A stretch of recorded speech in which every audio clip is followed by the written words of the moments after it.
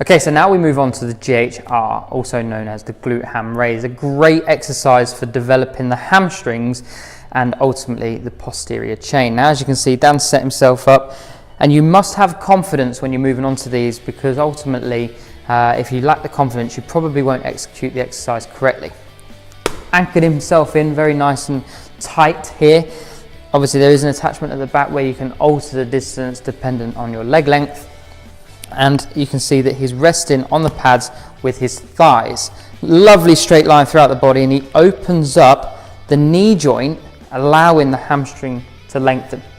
Then contracting the hamstrings, he's closing the knee joint. But one thing you'll notice is his hip angle isn't changing. Okay, so the hips remain at the same angle throughout. So it's really concentrating and isolating the hamstrings to work. Yes, there is going to be contraction in the glutes and the lower back, isometric. There's no movement, the muscle has to work to support it. But we've got all the load in the hamstring here. So just to recap, as we lengthen the hamstrings, we open up the knee joint, we lengthen them out, and then we're starting to close them back in again. This is just one of the variations of hamstring work that you can do using the GHR.